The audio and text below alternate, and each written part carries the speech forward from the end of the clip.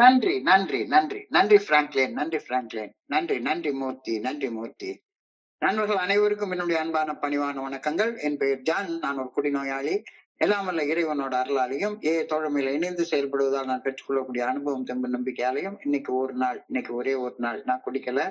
தெளிவாக மன நிறைவாக அமைதியாக வாழ என்னாலான எல்லா முயற்சிகளையும் செய்து கொண்டிருக்கின்றேன். நண்பர் பிராங்க்லின் குறிப்பிட்டது போல கோயம்புத்தூர் ஒருங்கிணைப்பு மசாட்சியின் தீர்மானத்தின் அடிப்படையில நாம ஒவ்வொரு நாளும் இரவு இந்த 9:30 மணி டு 10:30 மணி நடக்கக்கூடிய இந்த ஆன்லைன் மீட்டிங்ல 24 hours a day 24 மணித்துளிகள் ஒரு நாள் அப்படின்ற புத்தகத்துல இருந்து ஒவ்வொரு நாளும் ஒவ்வொரு பக்கமாக எடுத்து வாசித்து விளக்கம் பார்த்து கலந்தாய்வு செய்து கூட்டத்தை நடத்தி கொண்டிருக்கின்றோம். அதன் தொடர்ச்சியாக இன்றைக்கு நாம வந்து அடைந்திருக்கிற பக்கம் ஏப்ரல் மாதம் 9ஆம் நாள். இந்த ஏப்ரல் 9 இதுல வழங்கப்பட்டிருக்கிற சிந்தனையை முதல்ல வாசித்து அதற்கு அப்புறமாக அதற்குரிய விளக்கத்தை பார்த்து கலந்தாய்வு செய்து இந்த கூட்டத்தை நிறைவு செய்வோம். இந்த ஏப்ரல் 9 சிந்தனையை வாசிக்கிறதற்கு நண்பர் பிராங்க்லின் அவர்களை அன்போட பணிவோட அழைக்கின்றேன். Over to you Franklin. April 9. Thank you.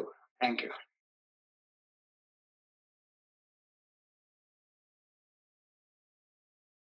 உங்களுக்கு 24 மணித்துளிகள் ஒரு நாள், ஏப்ரல் 9. ஏஏ தோழமையின் இன்றைய சிந்தனை. மூன்றாவதாக, குடிநோயாளியாகிய நாம் நம் சக மனிதருடன் சிதைந்து போயிருக்கும் நமது உறவு முறைகளை சீர் செய்து கொள்கிறோம். நம்மை பற்றிய சிந்திப்பதை குறைத்துக் கொண்டு நம் சக மனிதர்களை பற்றி அதிகமாக சிந்திக்க ஆரம்பிக்கிறோம். நம்முடன் வாழும் நம் சக குடிநோயாளிகளுக்கு பணி செய்து வாழ முயற்சி செய்கிறோம். புதிய நண்பர்களை உருவாக்கிக் கொள்வதால் இனி நாம் தனிமை உணர்வுடன் இருக்க போவதில்லை. தன்னல வாழ்விற்கு பதிலாக பணி செய்து வாழும் பிறநல வாழ்க்கையை நாம் வாழ ஆரம்பிக்கிறோம். நம் சக மனிதருடன் நமது உறவு முறை முன்னேறுகிறது. நாம் நமது தனித்தன்மையில் ஒன்றுபடுவதாலும் இறையருள் பேராட்சியின் மீதான நம்பிக்கையை மீட்டு எடுத்து குடிநோயின் பாதிப்புகளில் இருந்து மீண்டு வருவதாலும் பிறருக்கு பணி செய்து வாழ்வதாலும் நமது குணக்கோளாறுகளுக்கு தீர்வு காண ஆரம்பிக்கிறோம். எனது குணக்கோளாறுகள் தீர்க்கப்படும் முன்னர் எனது குடிநோய் பிரச்சனை தீர்க்கப்படுமா? இன்றைக்கான தியானம். என்னை தடுமாற வைப்பதும் நான் பயப்படுவதும் என்னை காயப்படுத்த சக்தியற்றவை. அவை வெறும் மாயைகள் மட்டுமே. எனவே இவ்வுலக கட்டுகளில் இருந்தும் உள்மன தடுமாற்றங்கள், அவநம்பிக்கைகள், பயங்கள் மற்றும் என் புது வாழ்வை தடை செய்யும் அனைத்திலிருந்தும் நான் விடுபட வேண்டும். ஆழ்மன அழகு, ஆனந்தம், அமைதி, அன்பு ஆகிய பண்புகளால் ஈர்க்கப்பட்டு நான் பணியாற்ற வேண்டும். மரணத்திலிருந்து புதிய வாழ்வுக்கு நான் உயிர்த்தெழ வேண்டும். மரணத்தை கண்டு கூட நான் பயம் கொள்ள தேவையில்லை. நான் அன்புடன் என் சக மனிதர்களுக்கு பணி செய்தால் என் கடந்த கால தவறுகள் அனைத்துமே வெகு இயல்பாக மன்னிக்கப்படும். என் புது வாழ்வை தடை செய்ய எதையும் நான் அனுமதிக்கலாகாது. என் புதிய வாழ்வில் மேலும் மேலும் அறிந்து கொள்ள நான் தொடர்ந்து தேடிக்கொண்டே இருக்க வேண்டும். இன்றைக்கான பிரார்த்தனை. நான் எனது சக மனிதர்களுக்கு பணி செய்வதன் மூலம் இறைவனது ஆற்றல் என்னுள் வர வழிவிட வேண்டும் என பணிவுடன் வேண்டுகிறேன். ஒளியை நாடி சென்று இறைவனது அருட்பேராற்றலுடன் இணைந்து சக மனிதர்களுக்கு பணியாற்ற வேண்டும் எனவும் அன்புடன் வேண்டுகிறேன். நன்றி சார். நன்றி, நன்றி, நன்றி, நன்றி, நன்றி, நன்றி. நண்பர்கள் அனைவருக்கும் என்னுடைய அன்பான பணிவான வணக்கங்களை மீண்டும் ஒரு முறை தெரிவித்துக் கொள்றேன். என் பெயர் ஜான். நான் ஒரு குடிநோயாளி. எல்லாம் வல்ல இறைவனோட அருளாலையும் தோழமையில இணைந்து செயல்படுவதால் நான் பெற்றுக்கொள்ளக்கூடிய அனுபவம், தெம்பு, நம்பிக்கை ஆகியவற்றாலும் இன்னைக்கு ஒரே ஒரு நாள் நான் குடிக்கல, தெளிவா மன நிறைவா அமைதியா வாழ என்னாலான எல்லா முயற்சிகளையும் செய்து கொண்டிருக்கின்றேன். நேற்றைக்கு முன்தினம் பர்சனாலிட்டி ப்ராப்ளம்ஸ், ஆளுமை கோளாறுகள்ல இருந்து, குணக்கோளாறுகள்ல இருந்து, குறைபாடுகள்ல இருந்து விடுபடணும்னா முதல்ல நாம நம்மளையே ஒரு குடிநோயாளி அப்படின்னு ஒப்புக்கொண்டு மோசம் செய்யக்கூடிய முதல் குடியில இருந்து விலகி வாழ ஆரம்பிக்கணும் அப்படின்ற கருத்து சொல்லப்பட்டிருந்தது. ஃபர்ஸ்ட் எல்லாத்தை விட முதன்மையானது மோசம் செய்யக்கூடிய முதல் குடியில இருந்து விலகி வாழணும் அப்படிங்கிறது தான். இது அடிப்படை. அது இல்லாம அடுத்த பயணத்தை ஆரம்பிக்க முடியாது. சரி, ஆனா அதோட பயணம் முடிஞ்சிடறதுல ரெண்டாவதாக நேத்துக்கு சொல்லப்பட்டிருந்தது, என்னாலையும் குடிவெறிய விலக்கி வைத்து, மனசுல இருந்து குடிவெறிய விலக்கி வைத்து மன தெளிவோட சிந்தித்து செயல்பட்டு வாழ முடியும் அப்படிங்கிற நம்பிக்கையை வந்து அடையிறது, நம்பிக்கையோட செயல்படுறது எப்படி அப்படின்ற சிந்தனை நேற்றைக்கு கொடுக்கப்பட்டிருந்தது. இப்போ நம்பிக்கை வந்தடைஞ்சா மட்டும் பத்தாது, நம்பிக்கை அதற்குரிய செயல்களால வலுவூட்டப்பட வேண்டும். அதனால இன்னைக்கு மூன்றாவதாக சிந்தனை. மூன்றாவதாக மன தெளிவற்ற செயல்கள் செய்ததால, பைத்தியகாரத்தனமாக செயல்பட்டதால நான் என் சக மனிதர்களோட எந்த வகையான உறவு முறையும் இல்லாம எல்லாத்தையும் சிதைச்சு போய் வச்சிருந்தேன். இதை சீர் செய்யணும். அழகா ஒரு வரியில, பாடல் வரியில கண்ணதாசன் எழுதியிருப்பாரு, போதை வந்த போது புத்தி இல்லையே, புத்தி வந்த போது நண்பன் இல்லையே. புத்தி வந்த போது நண்பனே எனக்கு இல்ல. அதனாலதான் இங்க வந்து நிறைய நண்பர்கள் என்ன பண்றாங்கன்னா, எனக்கு இப்பெல்லாம் ஏஐ தவிர வேற எந்த நண்பர்களுமே கிடையாது அப்படின்னா பல நண்பர்கள் சொல்ல நான் கேட்டிருக்கேன். எல்லாம் ஏஐ, எல்லாம் ஏஐ, எல்லாம் ஏஐ, ஏஐ விட்டா எனக்கு எதுவுமே கிடையாது அப்படின்றது அந்த கருத்துல இருந்து கொஞ்சம் முரண்பட்டு சிந்திக்க சொல்றாங்க. யார நான் காயப்படுத்தணும், யாரு கூட ஆழமான உறவு இருந்த மனிதர்களோட உறவு முறைகளை சீர்கழிச்சு வச்சிருந்தேனோ அந்த உறவு முறைகளை சீர் செய்ய ஆரம்பிக்கிறது மூன்றாவது வேலை. ஏஐக்குள்ளார எல்லாருமே எனக்கு புதுசு. இங்க உள்ளவங்க கிட்ட நான் ஒன்னும் உறவு முறையை நான் சீர்குலைச்சு வைக்கவே இல்லை. அதனால இங்க வந்து ஃப்ரெண்ட்ஷிப்பா இருக்கிறதுல பெரிய பிரச்சனையே எனக்கு கிடையாது. ஆனா குடிச்ச காலத்துல பேயாட்டம் ஆடி என்னை சுத்தி வாழ்ந்திருக்கிற என்னுடைய சக மனிதர்கள் எல்லாருக்கிட்டையுமே உறவு முறைய சீர்குலைச்சு வச்சிருந்தேன். அந்த உறவு முறைய சீர் செய்கிறது, அதை பற்றிய சிந்தனை இன்றைக்கு கொடுக்கப்பட்டிருக்கிறது. Third, alcoholics recover their proper relationship with other people. இது அடுத்த நிலை, மூன்றாம் நிலை. இதை பற்றிய சிந்தனை இன்னைக்கு கொடுக்கப்பட்டிருக்கிறது. முதல் இரு நிலைகளை கடக்காமல் மூன்றாம் நிலையை வந்து அடைய முடியாது. கண்டிப்பாக முதல் இரண்டு நிலைகள் 2 படிக்கட்டுகள், அதை கடந்துதான் மூன்றாம் நிலைக்கு வர முடியும். முதல் நிலை உடல் அளவுல மது அருந்தாமல் போதை இல்லாமல் இருப்பதால் உடல்ல உருவாகக்கூடிய அந்த ஏக்கத்தை, உடல் அளவிலான ஒவ்வாமைய நம்ம தவிர்த்து விடுகின்றோம். அது வந்து முதல் நிலை. அது முதல் நிலை. 2வது நிலை, மது அருந்த வேண்டும் என்ற அதிதீவிர மன வெறியிலிருந்து என்னாலையும் விடுபட்டு மன தெளிவோட சிந்தித்து பேசி செயல்பட்டு வாழ முடியும் அப்படின்ற நம்பிக்கையை வந்து அடைதல். நேற்றுக்கு இதை பத்தி ரொம்ப ஆழமாக நம்ம சிந்திச்சோம். இந்த 2 நிலைகளையும் கடந்து வந்ததுக்கு அப்புறம்தான் மூன்றாவது நிலையில நாம அடியெடுத்து வைக்க முடியும். சீரழிந்து போய் இருக்கக்கூடிய உறவு சிதைவுகளை சீர் செய்ய ஆரம்பிப்பது மூன்றாவது நிலையில அடியெடுத்து வைப்பதாகும் அப்படின்ற கருத்தை இன்னைக்கு சொல்லியிருக்காங்க. என்னுடைய அந்த பர்சனாலிட்டி ப்ராப்ளம்ஸ், என்னுடைய பர்சனாலிட்டி டிசார்டர்ஸ், என்னுடைய ஆளுமை கோளாறுகள், என்னுடைய குணக்கோளாறுகள், என்னுடைய குறைபாடுகள், இது எல்லாத்தையும் சீர் செய்து கொண்டதுக்கு அப்புறமாக என்னுடைய சக மனிதர்கள் மத்தியில நான் ஏற்படுத்தி வைத்திருக்கக்கூடிய உறவு சிதைவுகளை சீர் செய்ய ஆரம்பிக்கிறது இப்ப என்னுடைய வேலை. இப்போ என்னுடைய சுத்தி வாழக்கூடிய என்னுடைய சக மனிதர்களோட எனக்கு இருக்கிற உறவை சீர் செய்வது ரொம்ப முக்கியமான வேலை. நான் என்ன நினைச்சிட்டு இருக்கேன், உள்ளார உள்ளவங்களோட நான் சீர் செய்து இங்க நல்லா பார்த்தோம்னா, நான் என்னுடைய சக மனிதர்களோட உறவுகளை சீர் செய்ய முடியலன்னா கூட என்னுடைய சரியான தோழமையை கொண்டு வாழ முடியாது அப்படின்றது என்னுடைய அனுபவத்துல என்னால பார்க்க முடியுது, நல்லா தெரியுது. ஸோ சிதைந்து போய் இருக்கிற உறவுகளை சீர் செய்வதற்கு நேர்மை, ஆனஸ்டி ரொம்ப தேவை. நேர்மை இல்லாம உறவுகளை சீர் செய்ய முடியவே முடியாது.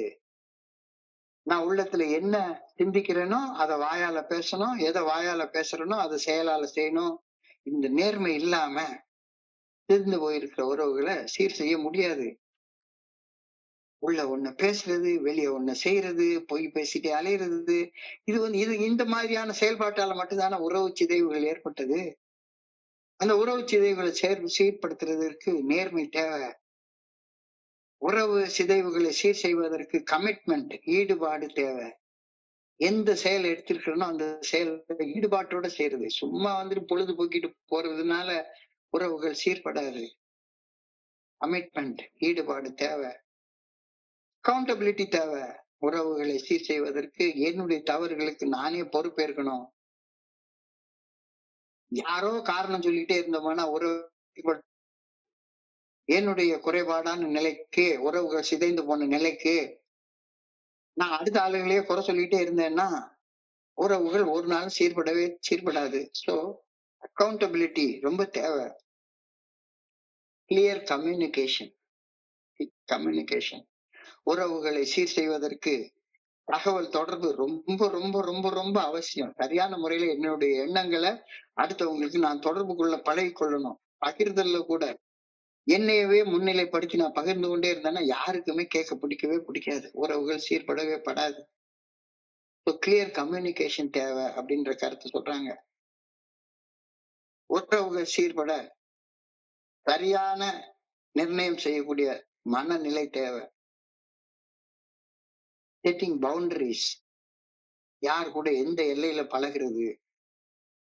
இன்னமும் குடிச்சுக்கிட்டே இருக்கிறவங்களோட நான் பழகிக்கிட்டே இருந்தேன்னா சரியா வராது. உறவுகள் மேலும் சீர்பட்டுட்டே இருக்கும், சீர்கேட்டு போயிட்டே இருக்கும். ஸோ செட்டிங் பவுண்டரிஸ் இது எல்லாம் ரொம்ப தேவை. Honesty, commitment, accountability, clear communication, setting boundaries. இந்த 5 விஷயங்களும் தெளிவாக சொல்லியிருக்காங்க. சீரழிந்து போயிருக்கும் உறவு முறைகளை சீர் செய்ய நிலைத்த முயற்சி, பயிற்சி, சாதகம் தேவை. ஒரே நாள்ல எல்லாம் எல்லா சிதைந்து போயிருந்த உறவுகள் எல்லாம் சீர்படவே படாது. என்ன பெத்த அப்பா, எங்க அம்மா இறந்து போன அன்னைக்கு நான் இருந்த நிலையை பார்த்து அதனால சிதைந்து போயிருந்த உறவு, என்னுடைய கூட பிறந்த மூத்த தங்கச்சி என்கிட்ட எல்லாம் 15, 16 வருஷம் பேசவே இல்லை. நான் ஏல என்னென்னமோ செய்யறேன். ஏல எனக்கு ஏகப்பட்ட நண்பர்கள் உருவாயிருக்காங்க. ஆனா யாரு உறவை நான் சிதைச்சு சின்ன படுத்தினோ அவங்க கூட மறுபடியும் அந்த உறவுகளை சீர் செய்யறதற்கு எந்த முயற்சியும் நான் செய்யவே இல்லை. எந்த பயிற்சி செய்யவே இல்லை. எந்த சாதகமும் செய்யவே இல்லை.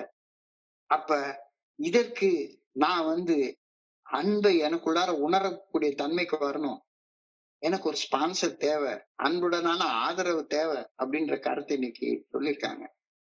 ஏயுடைய அன்புடனான ஆதரவு உள்ளாரே குண்டு செட்டிக்குள்ளார குதிரை ஓட்டுறதுக்கு பயன்படுத்த கூடாது. எந்த இடத்துல நான் எதை தொலைச்சனோ அந்த இடத்துல நான் தேட போகணும். என்னுடைய குருஜி ரொம்ப அழகா ஒரு கதையை சொல்லுவாரு. ஒருத்தன் ஒரு நாளைக்கு ராத்திரி நேரம் ஒரு மின் விளக்கு கம்பத்துக்கு அடியில உட்கார்ந்து அப்படி எதையோ தேடிக்கிட்டே இருந்தானா. என்னப்பா தேடுற அப்படின்னு ஒரு பெரியவர் அவர் கேட்கிறான். என்னப்பா தேடுற அப்படின்னு. உடனே சொன்னா, என்னுடைய தங்க மோதிரத்தை நான் தொலைச்சிட்டேன், அதை தேடிட்டு இருக்கேன் அப்படின்னா. உடனே இவருக்கும் அவரு கூட சேர்ந்து கொஞ்ச நேரம் தேடி பாக்குறது அந்த பெரியவரும். ஒண்ணு இல்லைன்னு உடனே, இங்கதான் ஒண்ணு இல்லையே, நீ எங்க தொலைச்ச அப்படின்னு சொல்லி கேட்டாரு. உடனே நான் அந்த வீட்டுலதான் தொலைச்சேன். அப்போ அந்த வீட்டுல தொலைச்சேன்னா இங்க ஏன் தேடிட்டு இருக்க அப்படின்னு சொல்லி கேட்டாரு. உடனே சொன்னா, அந்த வீட்டுல இருட்டா இருக்கு, ஒண்ணுமே தெரியல, அதனால வெளிச்சமா இருக்கிற இடத்துல தேடிட்டு இருக்கேன் அப்படின்னு சொன்னானா. இத மாதிரிதான் உறவுகள் சிதைந்து போனது என்னுடைய வீட்டுல, என்னுடைய ஆத்மார்த்தமான நண்பர்கள் கிட்ட, நான் பணி செய்யற இடங்கள்ல, சமுதாயத்துல தொலைச்சிருக்கேன். ஆனா ஏஎம் மீட்டிங்ல உறவை சீர் செய்யறதுக்கு தேடிட்டு இருக்கேன். எப்படி இது? எங்க தொலைச்சியோ அங்க போய் தேடு, இங்க தொலைச்சியோ அங்க போய் சீர் செய்ய முயற்சி பண்ணு.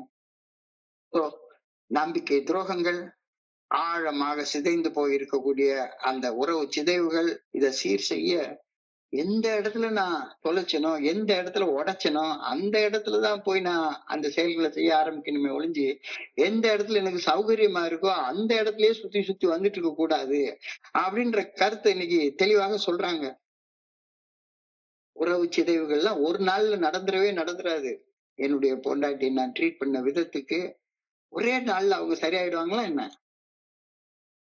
அது சரியாகிறதுக்கு பல வருட காலம் ஆச்சுது. அந்த சரி செய்யறதுக்கு பொறுமை, சகிப்புத்தன்மை ரொம்ப வேணும்.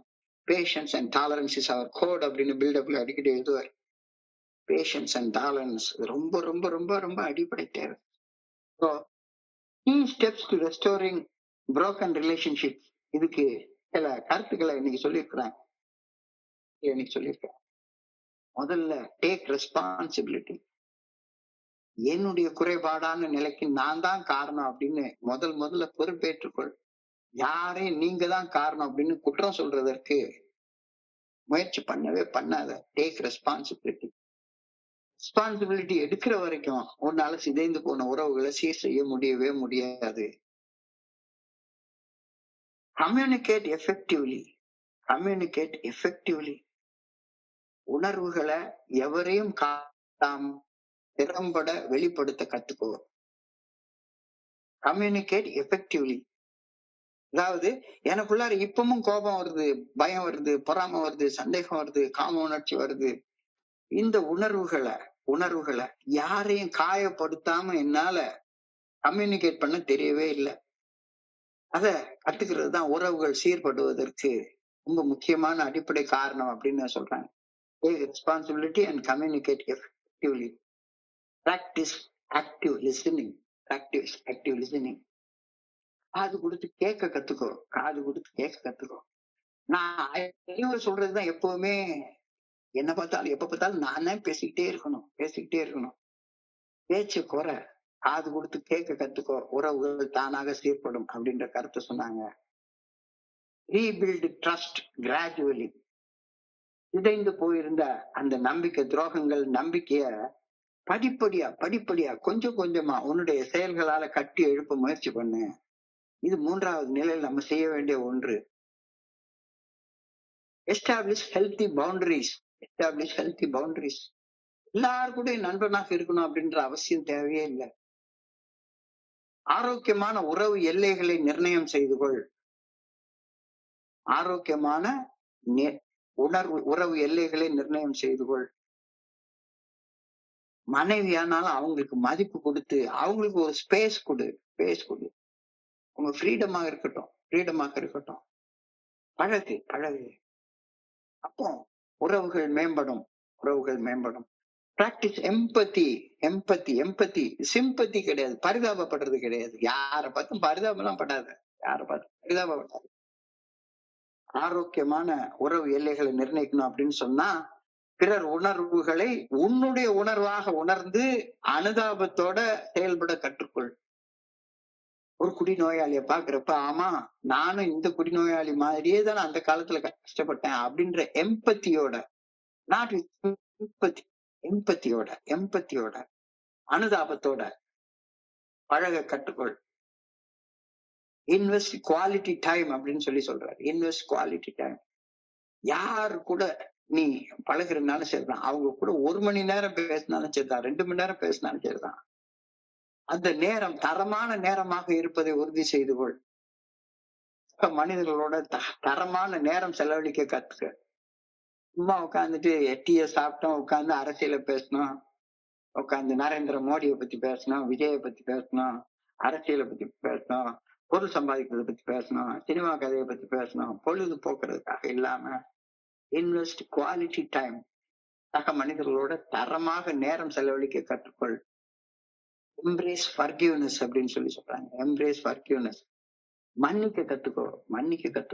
மன்னிப்பு என்றால் மண் பிளஸ் ஈற்றல் மன்னித்தல் அப்படின்னு சொல்லி என்னுடைய குருஜி சொல்லுவார். மண் என்றால் மனசுல கசப்பும் வெறுப்பும் இல்லாம செய்து விடுவது தான் மன்னிப்பு. மன்னிக்க கத்துக்கோ. Embrace forgiveness. Seek outside help if needed. மருத்துவர்கள்லாம் எதுக்கு இருக்காங்க? வயிற்று வலிக்குதுன்னா ஏஐ மீட்டிங்ல வந்து உட்காராத. ஒரு மருத்துவரை போய் பாரு. ஒரு எல்லைக்கு மேல மனநல கோளாறுகள் இருந்ததுன்னா சரிதான். மீட்டிங்ல வந்து புலம்பிட்டே இருக்காது, தூக்கம் வரல அப்படின்னா சரிதான். தூக்கம் வராத அது ஒரு நோய். ஒரு மருத்துவரை போய் பாரு. ஒரு ஆலோசகரை போய் பாரு. எல்லாத்தையும் ஏஐ மீட்டிங் ஆள வச்சு சரி பண்ணிடலாம்னு நினைக்காத. சிதைந்து போன உறவுகளை சீர் செய்வதற்கு take responsibility, communicate effectively, practice active listening, rebuild trust gradually, establish healthy boundaries, practice empathy, invest quality time, embrace forgiveness, seek outside help. எல்லாம் வந்து ரொம்ப அவசியமாக தேவைப்படுகிறது. பொறுப்பு உணர்வோட ஒப்புக்கொள்ளணும் தவறுகளை. உணர்வுகளை யாரையும் காயப்படுத்தாம வெளிப்படுத்த கத்துக்கணும். நானே பேசிக்கிட்டே இருக்கணும்னு நினைக்காம காது கொடுத்து கேட்க கத்துக்கணும். படிப்படியாக நம்பிக்கையை கட்டி எழுப்பணும். உறவு எல்லைகளை நிர்ணயம் செய்யணும். மனைவியாக இருந்தாலும் சரிதான். அவங்க பிரைவேட்டா இருக்கணும்னு நினைச்சாங்கன்னா ரைட்டு. அவங்களுக்கு பிடிச்சது செய்யணும்னு நினைச்சாங்கன்னா செய்யட்டும். உறவு எல்லைகளை அழகாக நிர்ணயம் செய். எம்பத்தியோட அனுதாபத்தோட பழகிக்கொள். பரிதாபப்படவே படாத. அனுதாபப்படு, அனுதாபப்படு. நானும் இதே மாதிரிதான் இருந்தேன் அப்படின்ற அனுதாபம் வேணும். யாரு கூடயும் நேரம் செலவு பண்றப்ப அந்த நேரத்தை விரயம் செய்யவே செய்யாத. உன் நேரத்தையும் விரயம் செய்யாத, அவங்க நேரத்தையும் விரயம் செய்யாத. யார் உன்னைய பார்க்க வந்தா அவங்களோட செலவு பண்றா கொஞ்ச நேரம் ஆனாலும் சரி, தான் தரமான நேரமாக இருக்க உறுதி செய்து கொள். மன்னிக்க கத்துக்கோ. எப்ப பார்த்தாலும் மனசுக்குள்ளார கசப்பு, வெறுப்பு, எரிச்சல் அது இல்லாம செய்யறதுக்கு பார்த்துக்கோ. இதெல்லாம் இருக்குன்னா நீ அவுட் சைடு ஹெல்ப் கேட்க எப்பவுமே தயாராக இரு. ஆரோக்கியமான உறவின் அடித்தளம் இதுதான் அப்படின்னு சொல்றாரு. என்ன அடித்தளம்? சந்தேகமற்ற நம்பிக்கை. எப்ப பார்த்தாலும் சந்தேகப்பட்டுட்டே இருந்தா வேலைக்கு ஆகாது. இன்னைக்கு காலையில ஒரு நண்பர் என்கிட்ட பேசினாரு. யார் அவங்க மேல ரொம்ப நம்பிக்கை வச்சுக்கிறாங்களோ அவங்க மேலதான் இவர் அதீத சந்தேகப்படுறாரு. சந்தேகமற்ற நம்பிக்கை. மனைவி மேல நம்பிக்கை இல்லைன்னா வேற யார போய் நம்புறது? சந்தேகமற்ற நம்பிக்கை இல்லைன்னா ஆரோக்கியமான உறவு முறை இல்லைங்க. அவங்க பண்றத பார்த்தா எனக்கு எப்பவுமே டவுட்டா இருக்கு. சந்தேகமற்ற நம்பிக்கை. 2வது ஒரு வார்த்தை சொல்றாரு, கிண்டல் கேலியற்ற மரியாதை அப்படின்னு சொல்றாரு. கிண்டல் கேலி சர்க்காஸ்டிக்கா பேசுறது. சர்க்காஸ்டிக்கா நான் என்னமோ பெரிய ஆள் மாதிரியும் அடுத்தவங்க ஏத்த மாதிரி இருக்கவங்க சின்ன ஆள் மாதிரியும் கிண்டல் கேலியுமா பண்ணி, கிண்டல் கேலி இல்லாம மரியாதையோட எனக்கு ஏத்த மாதிரி இருக்கிற மனிதர்களை ட்ரீட் பண்ண கத்துக்கிறது. பொய்மையற்ற நேர்மை. பொய்மையற்ற நேர்மை. வெறுப்பற்றாம அன்பு. நான் அன்பு செய்யறேன்னா உள்ளுக்குள்ளார மனசுக்குள்ளார வெறுப்பை வச்சுட்டு யாரையும் நான் அன்பு செய்யவே முடியாது. வெறுப்பற்ற அன்பு. பரஸ்பர விட்டு கொடுத்தல். பரஸ்பர விட்டு கொடுத்தல். விட்டு கொடுக்காம உறவுகளை சீர் பண்ண முடியவே முடியாது. நமது பொது நலம் தான் நமக்கு முக்கியமானது. நாம் குணமடைவது நமது கொடுப்பதை பொறுத்து இருக்கிறது. என்னுடைய தன்னலத்தை பிறர் நலத்துக்காக விட்டு கொடுக்கறதை பொறுத்து தான் நான் குணமடைவது அமையும். So ultimately a willingness and mutual commitment from everyone involved to learn, grow and put in the work is essential for recovering broken relationship. Broken relationship வாழவே முடியாது. நான் வாழ்ந்துட்டு இருக்கிற இந்த உலகத்தோட எனக்கு ரிலேஷன்ஷிப் எல்லாமே உடைஞ்சு போயிருக்கு, பிரிஞ்சு போயிருக்கு. பொண்டாட்டிட்ட கூட சரியான குவாலிட்டி டைம் ஸ்பெண்ட் பண்ண முடியல. ஆனா நான் ஏஐ மீட்டிங்ல நான் எஃபெக்டிவா செயல்படுறேன்னா எப்படிப்பா முடியும்? கொஞ்ச நேரம் ஆழமா உட்கார்ந்து யோசிச்சு பாரு. உன்னை பத்தியே சிந்திச்சுட்டு இருக்கிறத குறைச்சுக்கோ.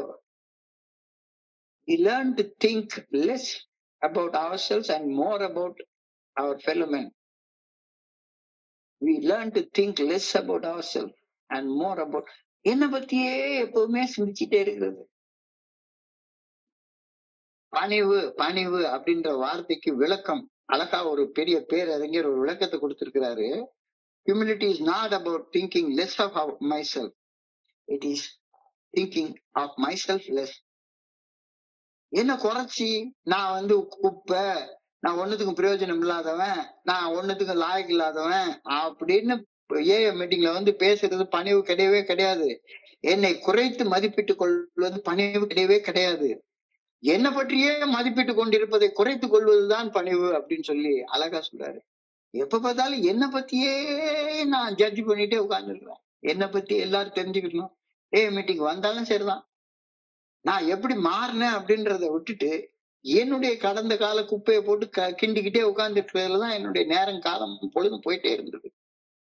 என்னை குறைத்து மதிப்பிட்டுக் கொள்வது பணிவு அல்ல, என்னை பற்றிய மதிப்பிட்டுக் கொண்டிருப்பதை குறைத்துக் கொள்வதுதான் பணிவு அப்படின்ற கருத்தை இன்னைக்கு அழகா சொல்றாங்க. இந்த பணிவை வெகு இயற்கையாக ஏஐ தலைமையில நாம அடைகின்றோம். இது ஃபெலோஷிப்ல இந்த பணிவை அடைகிறதுக்கு ரொம்ப கஷ்டப்பட வேண்டிய தேவையே கிடையாது. என்னை பற்றி மட்டுமே சிந்திப்பது ஆட்டோமேட்டிக்கா ஏஐ ஃபெலோஷிப் வர்றப்ப குறைய ஆரம்பிக்கும். என்னுடைய சக மனிதர்களை பற்றி சிந்திப்பது அதிகரிக்க ஆரம்பிக்கும். என்னுடைய தன்னலத்துக்கு மட்டுமே செயலாற்றுவது குறைந்து என்னுடைய சக மனிதர்களுக்கு பணி செய்யக்கூடிய நேரம் அதிகரிக்க ஆரம்பிக்கும். இது எல்லாருடைய வாழ்க்கையில இயற்கையாக நடக்கும். இது மூன்றாவது நிலை. ஏஏ தோழமையில நண்பர்களின் தோழமை குழுமம், அந்த குழு ஒரு வட்டம் அதிகரித்து கொண்டே போகும்போது தனிமையில் இருக்கக்கூடிய நேரம் குறைய ஆரம்பிக்கும். போதை வந்த போது புத்தி இல்லையே, புத்தி வந்த போது நண்பன் இல்லையே அப்படின்னு ஃபெல்லோஷிப்குள்ளார வர்றப்ப எனக்கு யாருமே நண்பர்கள் கிடையாதுன்றப்ப, இப்ப நண்பர்கள் வட்டாரம் பெருக பெருக பெருக பெருக தனிமையில இருக்கக்கூடிய நேரம் குறைய ஆரம்பிக்கும். என்னுடைய வாழ்க்கையில எல்லாம் இதை நான் உணர்றேன். நிறைய என்னுடைய கொலீக்ஸ் எல்லாம் பெரிய பெரிய பொசிஷன்ல இருந்து ரிட்டையர் ஆனவங்க பாத்தீங்கன்னா, அவங்க பொசிஷன்ல இருக்கிறப்ப அவங்கள பாக்குறதுக்கு 1000 பேர் வீட்டுக்கு வருவாங்க. ஆனா இப்ப 70 வயசு 75 வயசு ஆகுறப்ப என்னுடைய நெருங்கிய நண்பர்களா இருக்காங்க. எப்படிடா உனக்கு நேரம் போகுது அப்படின்னு சொல்லி கேட்பாங்க. ஏன்னா அவங்க அதிகாரத்துல இருக்கிறப்ப அந்த அதிகாரத்துக்காண்டி 1000 கூட்டம் அவங்கள சுத்தி சுத்தி சுத்தி சுத்தி வந்துட்டே இருக்கும். இப்ப யாருமே கிடையாது. பார்க்க வர்றதுக்கு ஆளே கிடையாது. ஆனா ஃபெலோஷிப்ல எனக்கு அப்படி இல்ல. ஒரு நாளைக்கு எத்தனை நண்பர்கள் போன் பண்றாங்க. அந்த போன் அட்டன் பண்ற அளவுக்கு எனக்கு நேரம் இல்ல. சார் எனக்காக ஒரு 1/2 மணி நேரம் ஸ்பெண்ட் பண்ண முடியுமா அப்படின்னு சொல்லி கேக்குறாங்க. சோ ஏஏ தோழமையில நண்பர்களின் தோழமை வட்டாரம் அதிகரித்து கொண்டே போவதால நான் தனிமையில் இருக்கக்கூடிய நேரம் குறைய ஆரம்பித்தது. தன்னல பணிகள் மட்டுமே செய்ய செலவிடப்பட்ட நேரம் பிறர் நல பணிகள் செய்வதற்கு செலவிடப்பட ஆரம்பிக்கப்படுகின்றது. உறவுகள் மேம்பட ஆரம்பிக்கின்றது அப்படின்ற கருத்தை இங்க சொல்றாங்க. எவ்வளவு பெரிய உண்மை. இன்னைக்கு நான் என்னை பத்தி மட்டுமே சிந்திச்சுக்கிட்டு குறைச்சு நான் எனக்குன்னு ஒரு பெரிய தோழமை வட்டாரம் இருக்குது, தோழமை குழுமம் இருக்குது. அவங்களுடைய நன்மைக்காக நான் எதையாவது செய்யணும். அதனால காலையில எந்திரிச்ச உடனே 24 hours டே புத்தகத்தை படிக்கணும், படிச்சு நண்பர்களுக்கு நான் ஏதாவது செய்யணும் அப்படின்னு நினைக்கிறப்ப என்னுடைய தோழமை குழுமத்துடைய வட்டம் எக்ஸ்பேண்ட் ஆயிட்டே போகுது. அந்த வட்டம் எக்ஸ்பேண்ட் ஆயிட்டே போறப்ப என்னுடைய தனிமை உணர்வு குறைய ஆரம்பிக்குது. உறவுகள் மேம்பட ஆரம்பிக்கின்றது. அக ஒருமைப்பாட்டை மேம்படுத்துதல், அக ஒருமைப்பாட்டை மீட்டெடுத்தல் ஆளுமை கோளாறுகளுக்கு தீர்வு காண்பதால் கிடைக்கப்பட்டது. என்னுடைய அந்த பர்சனாலிட்டி டிசார்டர், பர்சனாலிட்டி ப்ராப்ளம்லாம் கொஞ்சம் கொஞ்சமா போனதுக்கு அப்புறமா என்னுடைய இந்த குணக்கோளாறுகள், ஆளுமை கோளாறுகள், குறைபாடுகள் எல்லாமே தீர்க்கப்படுகின்றன. I solve my personality problem by recovering my personal integrity, my faith, my fellowship and service. இது எல்லாமே நடக்குது. இதெல்லாமே ஈஸியா நடக்குது, இயல்பா நடக்குது, இயற்கையா நடக்கிறது என்னால பார்க்க முடியுது. ஆளுமை கோளாறுகளை தீர்த்து கொண்ட பின் ஆட்டோமேட்டிக்காக அகம் ஒருமைப்பட ஆரம்பித்தது, நம்பிக்கை மீட்டெடுக்கப்பட்டது, தோழமை விரிவடைய ஆரம்பிச்சது, பணிவாழ்வு சிறப்படைய ஆரம்பிச்சது. இது எல்லாமே என்னுடைய வாழ்க்கையில நான் பார்க்க ஆரம்பிக்கிறேன், நேரடியாக அனுபவிக்க ஆரம்பிக்கிறேன். இதெல்லாம் நடந்திருக்கா? உன் வாழ்க்கையில நடந்திருக்கா?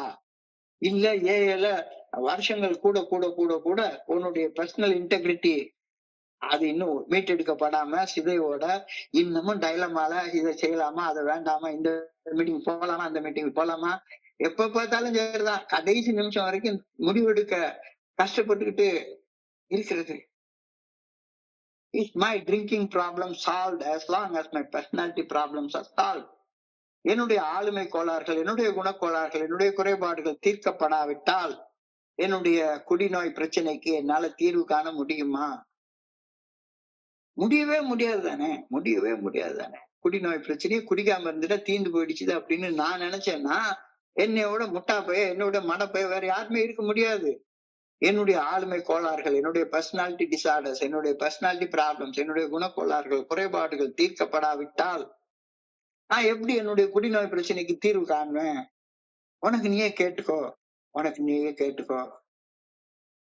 இந்த ஒரு கேள்வியில உன்னுடைய சிந்தனையை குவிச்சு தியானம் பண்ணிப்பாரு. என்னுடைய ஆளுமை கோளாறுகள், குணக்கோளாறுகள், குறைபாடுகளை தீர்த்து கொள்ளாவிட்டால், அவற்றுக்கு தீர்வு காணாவிட்டால் என்னுடைய குடி பிரச்சனைக்கு தீர்வு காண எனக்கு முடியாதுன்றது உனக்கு புரியுதா அப்படின்ற கேள்வியை கேட்கிறாரு. இல்ல குடிக்கல, என் பிரச்சனையெல்லாம் தீர்ந்து போயிடுச்சுது அப்படின்ற சிந்தனையை மாத்து. ஏன்னா நார்மலாக என்னுடைய இந்த இவ்வளவு வருஷம் வாழ்க்கையில நான் தெரிஞ்சுக்கிட்டது, நான் குடிக்கல என் பிரச்சனையெல்லாம் தீர்ந்து போயிடுச்சுது அப்படின்ற கோணத்துலதான் சாதாரணமாக சிந்திக்க தோணுது. இங்க இந்த கேள்வியில சிந்தனையை குவிச்சு சிந்திச்சு பாரு, தியானம் பண்ணி பாரு. என்னுடைய ஆளுமை கோளாறுகள், குணக்கோளாறுகள், குறைபாடுகள் தீர்க்கப்படாவிட்டால் என்னுடைய குடிநோய் பிரச்சனைக்கு என்னால தீர்வு காண முடியுமா? யோசிச்சு பாரு. என்னை மன அழுத்தத்திற்கு எது ஆட்படுத்துகின்றது? ஏன் நான் டிப்ரெஸ்டா மாறுறேன்? எது என்னுடைய உள் மன உணர்வுகளை தடுமாற வைக்குது? என்னுடைய உணர்வுகளை எது கொந்தளிக்க வைக்குது? எந்த ஒன்றிற்கு என்னை காயப்படுத்தக்கூடிய சக்தி இருக்குது? யோசிச்சு பாரு. ஆழமாக சிந்திச்சு பார்த்தேன்னா, எந்த ஒரு பிரச்சனையும் உன்னுடைய உடலையோ அல்லது உன்னுடைய மதத்தையோ மட்டும்தான் பாதிப்புக்கு உள்ளாக்கும். உன்னுடைய ஆன்மா ஒரு நாளும் பாதிப்புக்கு ஆளாகவே ஆகாது அப்படின்ற கருத்தை இங்க சொல்றாரு. ஆன்மாவை உணர விடாம உடலும் மனசும் குறுக்க நிக்குமே ஒழிஞ்சு ஆன்மா ஒரு நாளும் பாதிக்கவே முடியாது. அழகா கீதையில உள்ள வார்த்தை, ஆன்மாவை வெட்ட முடியாது, அத இருக்க முடியாது. அது ஆல்வேஸ் பர்சனலி இன்டிகிரேட்டட், உள்ள உள்ள இன்டிகிரேட்டடா இருக்கும். ஆன்மா ஒருபோதும் பாதிப்புக்கு ஆளாவதில்லை. சோ ஆன்மா ஆற்றலை பாதிக்காத எதுவுமே உண்மையான பாதிப்பே கிடையாதுப்பா. ஆன்மா ஆற்றலை பாதிக்காத எதுவுமே உண்மையான பாதிப்பு கிடையாது.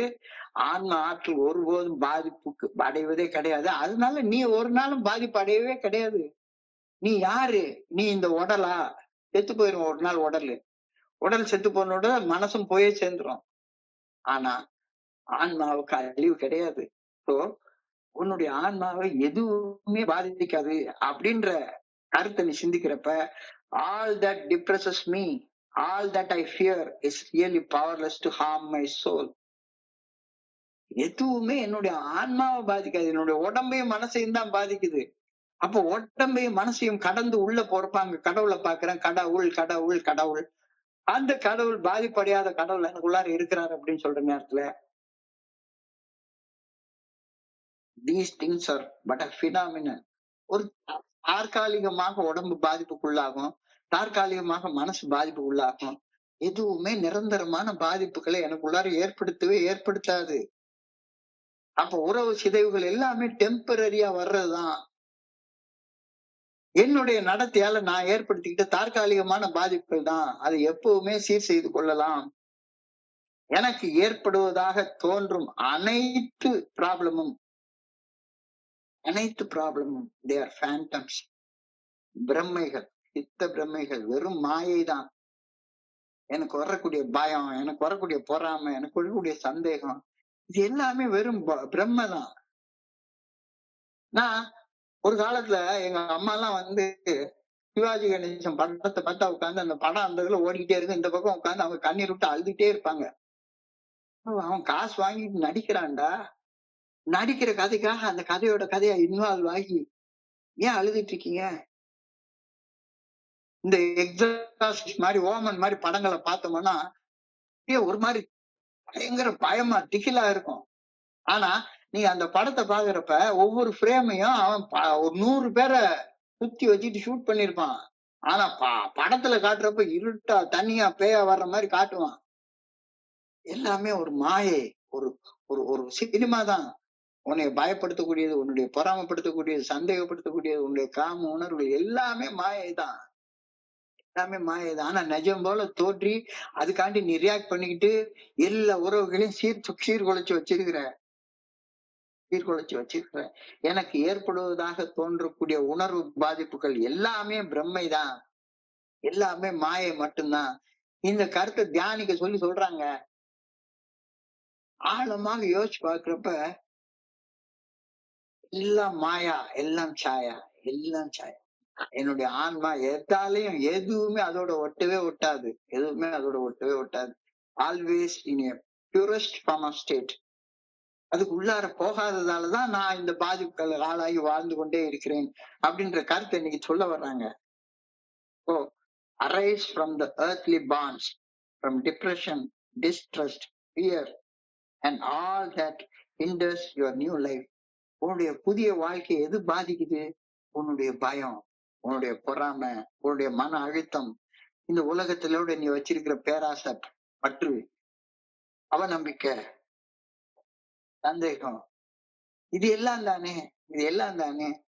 இது எல்லாம் மாயைன்னு புரியலையா இன்னும்?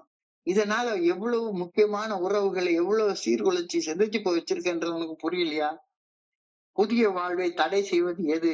பற்று, பற்று, பற்று. மன அழுத்தம், ஆளுமை கோளாறு, அவநம்பிக்கை, பயம், கோபம், சந்தேகம், பொறாமை, சோம்பேறித்தனம். இதுல இருந்து உன்னை விடுவித்துக் கொள்வதற்கு முயற்சி பண்ணு. உன்னுடைய புதிய வாழ்க்கை வாழ்றதை எதுவும் தடை செய்ய வேண்டாம். இந்த புதிய வாழ்க்கை எவ்வளவு பெரிய வாழ்க்கையை ஏஐல கொடுக்குறாங்க. எவ்வளவு பெரிய வாழ்க்கை. அது எப்பவுமே உன் கையில தானே இருக்குது. Arise to the beauty, joy, peace and work inspired. Nothing to lose. இழப்பதற்கு ஒன்றுமே இல்லை. ஆனா அடைவதற்கு இந்த உலகமே காத்துட்டு இருக்கிறது. அடைவதற்கு இந்த உலகமே காத்துட்டு இருக்குது. நான் வாழக்கூடிய இந்த உலகம் அழகானது, அற்புதமானது.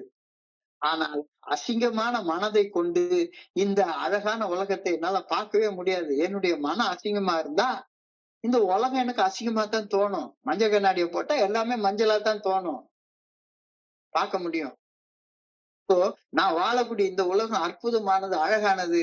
ஒரு நாள் அப்படியே கன்னியாகுமரியில போய் உட்கார்ந்து அந்த கடலை போய் பார்த்தேன்னா அப்படி இருக்கும். எனக்கு எல்லாருக்கும் கிடைக்காத ஒரு வாய்ப்பு கிடைச்சது. கன்னியாகுமரியில இருக்கக்கூடிய அந்த திருவள்ளுவர் சிலை, அந்த திருவள்ளுவர் சிலையை நான் வந்து அதை இது பண்ணக்கூடிய ஒரு வாய்ப்பு ஒண்ணு கிடைச்சது.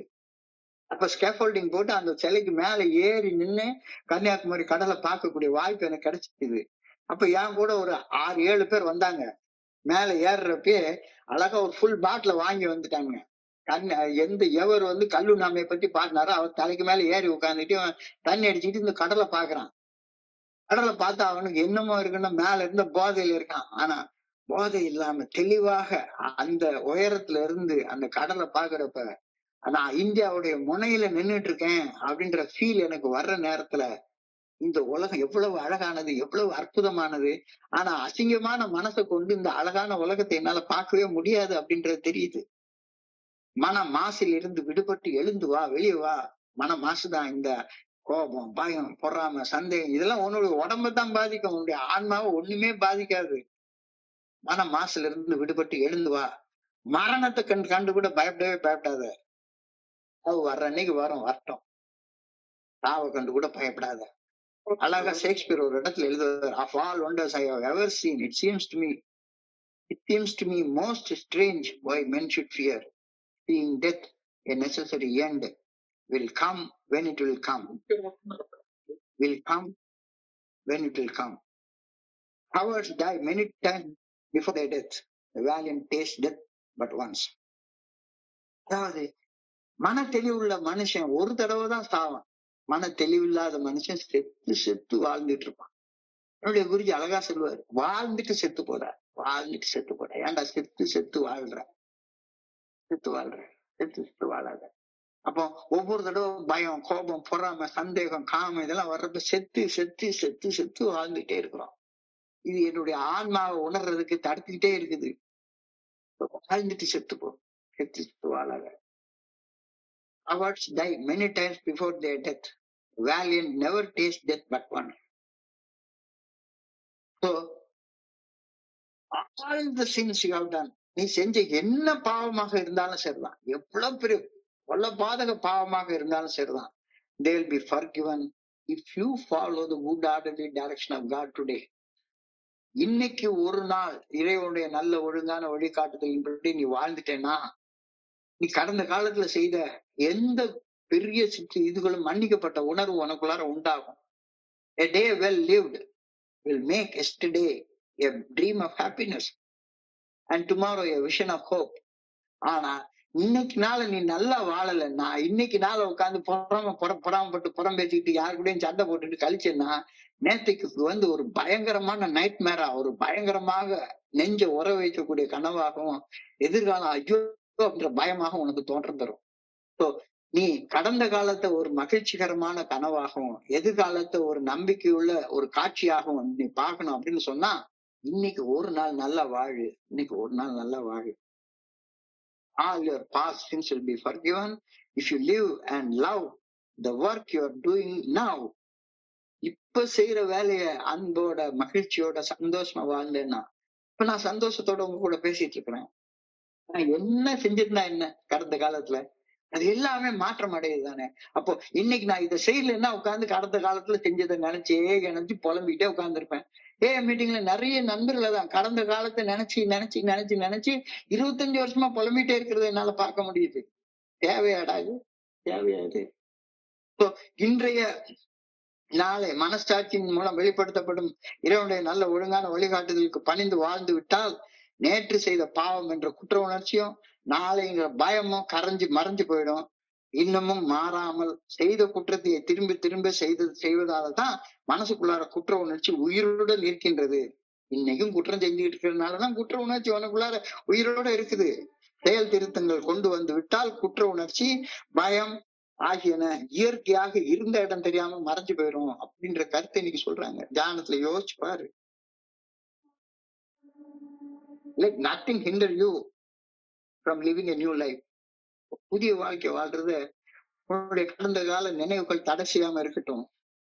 புதிய வாழ்க்கை வாழ்ந்துட்டேன்னா கடந்த காலம் ஒரு மகிழ்ச்சிகரமான கனவாக மாறி போயிடும். To know more and more and more of that new life.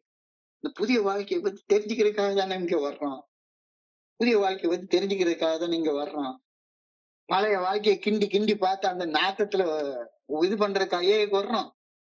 பழைய வாழ்க்கையை பத்தி 25 வருஷமா அதையே பேசி பேசி பேசி பேசி அந்த நாட்டத்திலேயே வாழ்ந்து அந்த நாட்டத்திலேயே பழகி போயிட்டு வேண்டாம். I pray that I may let God live in the present moment with him. மனசாட்சியின் மூலம் வெளிப்படுத்தப்படும் இறையர் பேராற்றின் நல்ல ஒழுங்கான வழிகாட்டுதலுக்கு பணிந்து செயல்பட்ட பிறகு இறைவன் என்னில் வாழ நான் அனுமதிக்கணும். இறை பண்புகளோட நான் வாழணும். ஆண்டவா அதுக்கு உதவுன்னு நான் வேண்டேன். I pray that I may go into the sunlight and work with God. அவரு பாவம் இதெல்லாம் எதுல செய்ய முடியும்? இருட்டுக்குள்ளாரதான் செய்ய முடியும். ஏதாச்சும் வெளிச்சத்துல தவறு செய்வாங்களா? வெளிச்சத்துல ஒரு நாள் யாரும் தவறு செய்ய மாட்டாங்க. யாராவது மீட்டிங்ல உட்கார்ந்துட்டு போன் பிக்சர் பார்ப்பாங்களா என்ன? போன் பிக்சர் பார்க்கணும்னாலே ரூம்குள்ளார போய் பூட்டிக்கிட்டு தான் பார்ப்பான். இருட்டுலதான் பார்ப்பான். நன்மை புண்ணியம் எல்லாமே ஒளியில தான் செய்யப்படும். இருளில் பாவம் செய்யாமல் ஒளியில் புண்ணியம் செய்ய எனக்கு சக்தி தருமாறு இறைவனை பணியோடு கேட்டுக்கொள்கிறேன் என்ற பிரேயர் இன்னைக்கு கொடுத்திருக்கிறாரு. ரொம்ப ஒரு அழகான ஒரு சிந்தனை இன்னைக்கு கொடுக்கப்பட்டிருக்கிறது. சுருக்கமாக பார்த்தா இன்னைக்கு ரொம்ப தேவை என்னுடைய சக மனிதர்களோடு எனக்கு இருக்கக்கூடிய உறவு முறைகளை ரெஸ்டோர் பண்ணிக்கிறத பற்றிய சிந்தனை. பண்ணிக்கிறதுக்கு எனக்கு நேர்மை வேணும், ஈடுபாடு வேணும், பொறுப்புகளை ஏற்கும் தன்மை வேணும், சரியாக கம்யூனிகேட் பண்ணக்கூடிய கெப்பாசிட்டி வேணும், உறவு எல்லைகளை நிர்ணயம் செய்யக்கூடிய தன்மை வேணும். Take responsibility. தவறுகளை பொறுப்போடு ஏற்றுக்கொள்ளணும். உணர்வுகளை எவரையும் காயப்படுத்தாம வெளிப்படுத்தக்கூடிய அந்த கலையை கத்துக்கணும். காது கொடுத்து கேட்கணும். அடிப்படையாக எல்லாரும் மனசுலயும் நம்பிக்கை உருவாக்கணும். ஆரோக்கியமான உறவு எல்லைகளை உருவாக்கி கொள்ளணும். எல்லாருக்கூடிய அனுதாபத்தோட பழக கத்துக்கணும். பரிதாபப்பட்டு வாழ்ற வாழ்க்கை வேண்டவே வேண்டாம். அனுதாபப்பட்டு எம்பத்தைஸ் பண்ணி வாழ கத்துக்கணும். யாருக்கிட்ட டைம் ஸ்பெண்ட் பண்ணாலும் சரிதான். குவாலிட்டி டைம், தரமான நேரத்தை செலவு பண்ணு. எல்லாத்தையும் மன்னிச்சிரு. மனசுக்குள்ளார வெறுப்பு கற்பு வேண்டாம். மண் பிளஸ் இற்றல் மன்னித்தல். மனதில் வெறுப்பு இல்லாமல் செய்கிற நிலைதான் மன்னித்தல். அந்த மன்னிப்பு நிலைக்கு கடந்து வா. இதெல்லாம் முடியலன்னா உதவி கேளு. சந்தேகம் இல்லாமல் நம்பிக்கை கொள். கிண்டல் கேலி இல்லாம எல்லாரையும் மரியாதை பண்ணு. பொய்மை இல்லாம நேர்மையோடு இரு. வெறுப்பு இல்லாம அன்பு செய். பரஸ்பரமாக விட்டு கொடுத்து வாழ கற்றுக்கோ. உன்னை பத்தியே சிந்திச்சுக்கிட்டு இருக்கிறத குறைச்சு கொண்டு அடுத்தவங்களை பத்தி சிந்திக்கிறதுக்கு பழகிக்கோ. என்னை குறைத்து மதிப்பிட்டுக் கொள்வது பணிவு அல்ல, என்னை பற்றியே மதிப்பிட்டுக் கொண்டிருப்பதை குறைத்துக் கொள்வதுதான் பணிவு. எவ்வளவு அழகான வார்த்தை இன்னைக்கு சொல்லியிருக்காங்கன்றத பாக்குறேன். Is my drinking problem solved as long as my personality problem is solved? என்னுடைய ஆழ்மை கோளாறுகள், குணக்கோளாறுகள், குறைபாடுகள் தீர்க்கப்படாவிட்டால் என்னுடைய குடி பிரச்சனைக்கு தீர்வு காண முடியுமா? முடியவே முடியாது. உன்னுடைய உடம்பு மனசுதான் ஆளுமை கோளாறுகளால பிடிக்கப்பட்டிருக்கிறது. உடம்பை மனசையும் கடந்து ஆன்மாவுக்குள்ள போறப்ப நீ பியூரிட்டி உள்ளார போற. All that depresses me, all that I fear, really powerless to harm me, அது என்னுடைய ஆன்மா ஒரு நாளும் காயப்படுத்தவே பட்டாது. These things are phantoms. இது எல்லாமே ஒரு மாயை. எனக்கு ஏற்படுவதாக தோன்றக்கூடிய பாதிப்புகள் எல்லாமே வெறும் பொய் தோற்றங்கள், மாயைகள் மட்டும்தான். So அதுல இருந்து கடந்து வா, கடந்து வா. புதிய வாழ்க்கையை எதுவுமே தடை செய்ய அனுமதிக்கவே அனுமதிக்காத ஆசை, பற்று, மன அழுத்தம், ஆளுமை கோளாறுகள், அவநம்பிக்கை, பயம், கோபம், இது எல்லாமே வெறும் மாயைதான்றத புரிஞ்சுக்கோ. மாயைதான். இதுல இருந்து வெளியே வா. வெளியே வந்தாதான் வாழ்க்கையோட அழகை உன்னால் ரசிக்க முடியும். நான் வாழும் இந்த உலகம் மிக மிக அழகானது, அற்புதமானது. ஆனா எனக்குள்ளார அசிங்கமான ஒரு மனசு இருந்தா இந்த அழகை ரசிக்கவே முடியாது. மரணத்தை கண்டு கூட பயப்படாத. வாழ்ந்துட்டு செத்து போ, செத்து செத்து வாழாத. ரொம்ப அழகான கருத்துக்கள் எல்லாம் இன்னைக்கு சொல்லப்பட்டிருக்கு, என்னால பார்க்க முடியுது. இப்போ ஏன் குற்ற உணர்ச்சி உண்டாகுது? ஏன் இப்ப உனக்கு டிப்ரெஷன் உண்டாகுது? இன்னும் மாறாமல் செய்த குற்றத்தையே திரும்பி திரும்பி செய்வதால் மட்டுமே எனக்குள்ளார இருக்கக்கூடிய குற்ற உணர்ச்சி உயிர் துடிப்போட உள்ளுக்குள்ளேயே உட்கார்ந்துட்டு இருக்குது. குற்றம் செய்வதை நிறுத்திட்டேன்னா குற்ற உணர்ச்சியும் செத்து போயிடும்டா அப்படின்றாரு.